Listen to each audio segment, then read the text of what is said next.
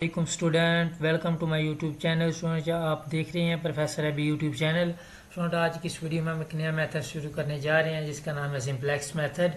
तो student, video शुरू करने से पहले अगर अभी तक आपने मेरे चैनल को सब्सक्राइब नहीं किया तो चैनल को सब्सक्राइब करें, वीडियो को लाइक करें, शेयर करें, कमेंट करें ताकि इस तरह की वीडियो मज़े आप तक बर वक्त पहुँच सकें।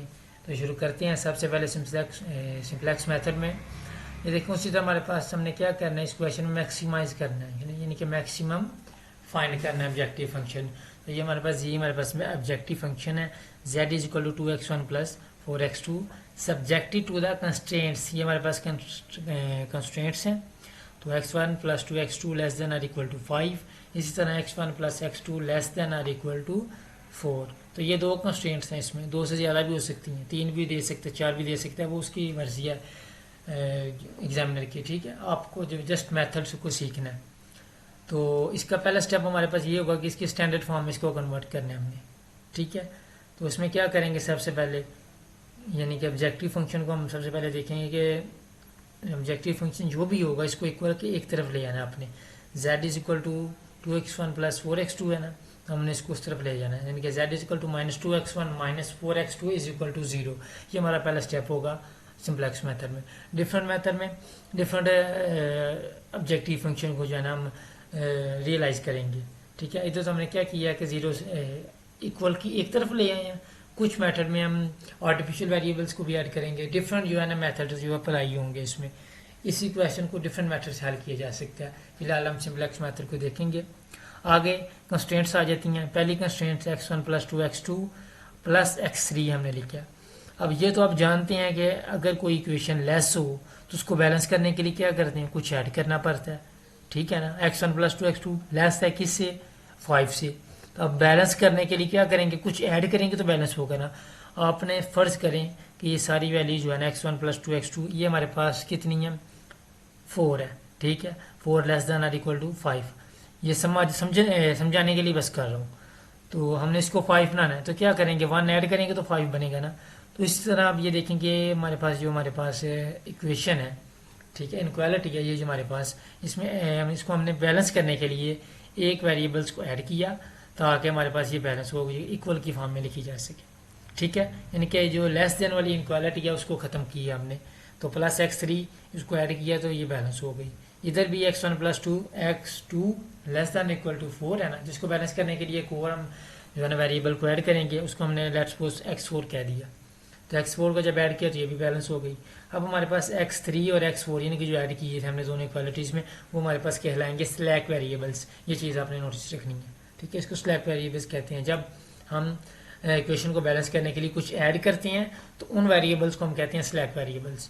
ठीक है, और x1 और x2 ये तो ऑलरेडी हमारे पास इक्वल टू थे, 0 के थे, ये नॉन नेगेटिव कंस्ट्रेंट्स थे। अब इसी के साथ साथ x3 और x4 ये भी इन्वॉल्व हो गए हैं, तो ये भी हमारे पास इक्वल टू 0 ही कहलाएंगे। ओके, अब आगे चलते हैं। तो ई वी इंटरिंग वेरिएबल होता है, एल वी लीविंग वेरिएबल होता है, ये याद रखना, ये बताऊंगा मैं आगे आपको। अब रेशो क्या आती है, सोल्यूशन कॉलम ओवर की कॉलम, ये एक फार्मूला आपने याद रखना है साथ में। अब टेबल बनाते हैं। तो टेबल में क्या चीज़ देखेंगे, ऊपर तो हमारे पास जितने भी वेरिएबल्स इन्वॉल्व हुए होंगे वो सारे लिख दिए जाएंगे। ठीक है, ये तो बेसिक आ गया। इसके साथ x1 x2 x3 x4 ये 4 वेरिएबल्स थे हमारे पास स्टैंडर्ड फॉर्म में, तो चारों लिख दिए गए। और इधर हमारे पास एक ऑब्जेक्टिव फंक्शन z वो आ जाएगा। उसी के साथ साथ x3 और x4 ये हमारे पास क्या थे, ये स्लैक वेरिएबल्स थे। तो इधर अब यानी कि फर्स्ट जो कॉलम है हमारे पास बेसिक वाला कॉलम है, इसमें ऑलवेज आपके पास स्लैक वेरिएबल्स ही जो है ना इन्वॉल्व होंगे। अगर एक और चीज़ बता दूँ इधर में, अगर ये इक्वेशन अगर ग्रेटर इक्वल टू होती तो फिर क्या करना था, हमने सरप्लस ऐड करने थे। ठीक है, जो चीज़ ऐड करनी थी उसको हम बोलेंगे सरप्लस। ठीक है, तो इधर सरप्लस नहीं लिखे जाएंगे, इधर सिर्फ हमारे पास स्लैक वेरिएबल्स ही लिखे जाएंगे। आगे चलते हैं।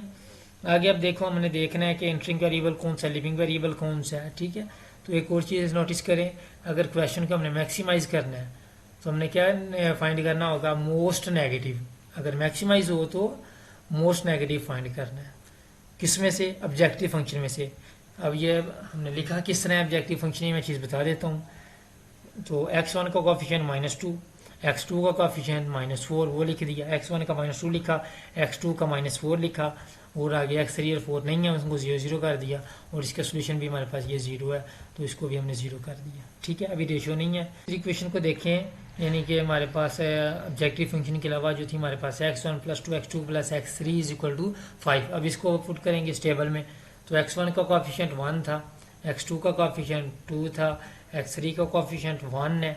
ठीक है, 4 का 0 हो गया क्योंकि 4 नहीं है, और इसका सोल्यूशन जो है 5 है, तो ये 5 आ गया। इसी तरह x1 + x2 + x4 इसको हम लिखेंगे, तो x1 का कोएफिशिएंट 1 है, 2 का भी 1 है, 3 है ही नहीं है, वो 0 हो गया। x4 का कोएफिशिएंट 1 है, वो लिख दिया गया = 4, ये सोल्यूशन 4 आ गया। अब हमने क्या करना है, ये रेशियो मैं बताता हूँ कब फाइंड करनी है। पहले तो आप ये टेबल बनाएंगे, ठीक है। उसके बाद अगला स्टेप आपका ये होगा, अगर क्वेश्चन मैक्सिमस पूछा गया है तो आप निकालोगे मोस्ट नेगेटिव। ठीक है, मोस्ट नेगेटिव हमारे पास ये देखो -2 है और ये -4 है, बाकी तो 0 है। तो -2 ज़्यादा नेगेटिव है या -4 ज़्यादा नेगेटिव है? -4 ज़्यादा नेगेटिव है, ये मोस्ट नेगेटिव है हमारे पास। ठीक है, अब मोस्ट नेगेटिव होने के बाद आपने क्या देखना है कि ये हमारे पास हो जाएगा की कॉलम। ठीक है, जिसमें हम मोस्ट नेगेटिव फाइंड कर लेंगे वो हमारे पास कहलाएगा की कॉलम। तो सोल्यूशन कॉलम तो ये है आपके पास। ठीक है, तो अब इसमें रेशियो फाइंड करेंगे सबसे पहले मोस्ट नेगेटिव फाइंड करने के बाद। ठीक है, ऑब्जेक्टिव फंक्शन की रेशियो फाइंड करने की कोई जरूरत नहीं है। अब इसकी जब फाइंड करेंगे तो क्या आएगा, सोल्यूशन कॉलम ये हमारे पास 5 है, की कॉलम 2 है, यानी कि 5/2। ठीक है, अब नीचे वाले की सोल्यूशन कॉलम 4 है और की कॉलम 1 है, यानी कि 4/1 = 4। ये रेशियो भी हमने फाइंड कर ली। अब क्या करना है, अब इन दोनों में से जो लीस्ट है उसको आपने चूज करना है। लीस्ट 5/2 है हमारे पास।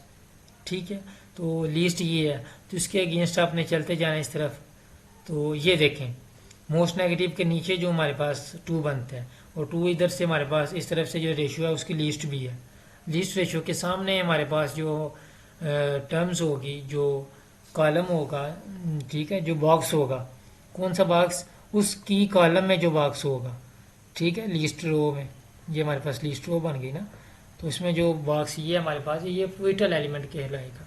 ठीक है, पिवोटल एलिमेंट को हम क्या कहते हैं, महवर भी कहते हैं, मरकज भी कहते हैं। ठीक है, पिवोटल एलिमेंट को। अब क्या करेंगे, पिवोटल एलिमेंट अगर ये है तो इसके ऊपर वाला जो वेरिएबल है वो एंटरिंग वेरिएबल कहलाएगा, और इधर जो वेरिएबल है वो लीविंग वेरिएबल कहलाएगा। इधर तक आपने ये बात याद रखनी है। अब अगले टेबल में क्या करेंगे, इस पिवोटल एलिमेंट को 1 बनाना है और ऊपर और नीचे 0 बनाना है, यानी कि गॉसिस जॉर्डन मेथड हम बनाएंगे इसको। ठीक है, तो अब ये देखें, अगर ये लिविंग वेरिएबल है तो इधर क्या आएगा, एंटरिंग वेरिएबल तो x2 है, तो इसकी जगह पे x2 आ जाएगा, ये लीव कर जाएगा। ठीक है, इसलिए इसका नाम लिविंग वेरिएबल है।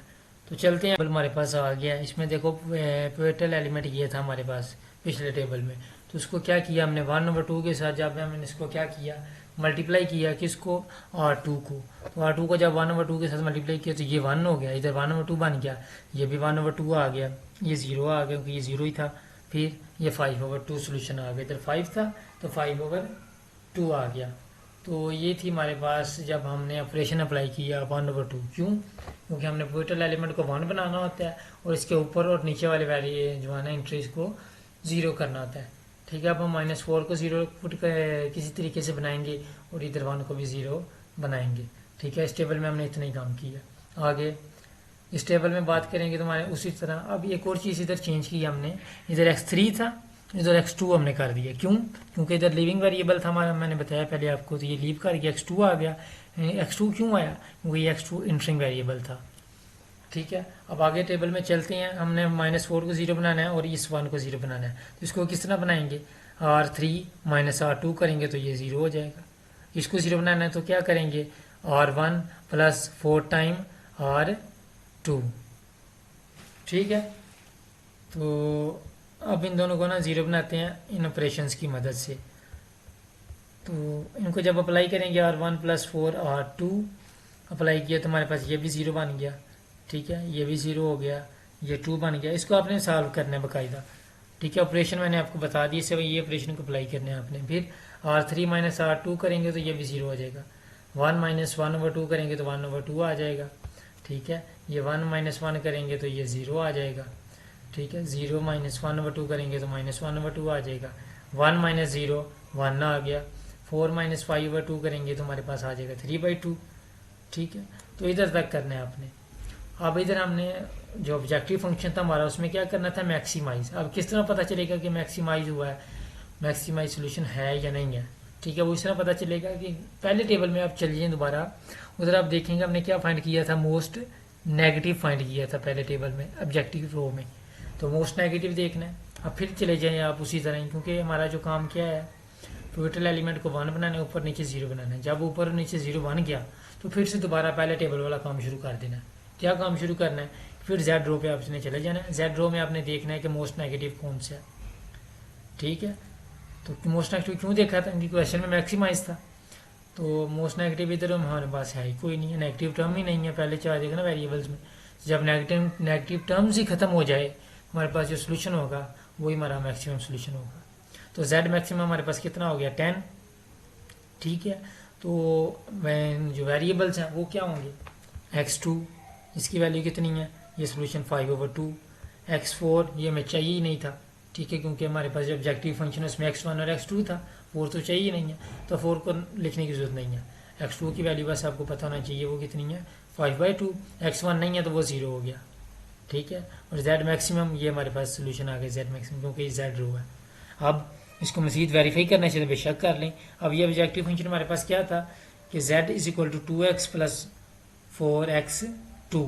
अब देखो x1 की वैल्यू तो 0 है, x2 की वैल्यू 5/2 है, उसको पुट किया, इसको सिंप्लीफाई किया तो हमारे पास क्या बन गया, 2 2 ज़ा 4, 2 आ गया, और ये 5 है, 5 2 ज़ा 10, ये सेटिस्फाई हो गया। यानी कि हमारे पास ये जो सोल्यूशन है यही एग्जैक्ट सोल्यूशन है, ठीक है। तो यही थी वीडियो आज की, हमने सिंप्लेक्स मेथड को सॉल्व किया। उम्मीद है कि आपको समझ आ गई होगी। वीडियो अच्छी लगी है तो वीडियो को लाइक करें, शेयर करें, कमेंट करें, और मज़ीद इस तरह की वीडियो आप तक पहुंच सके। और इसी के साथ साथ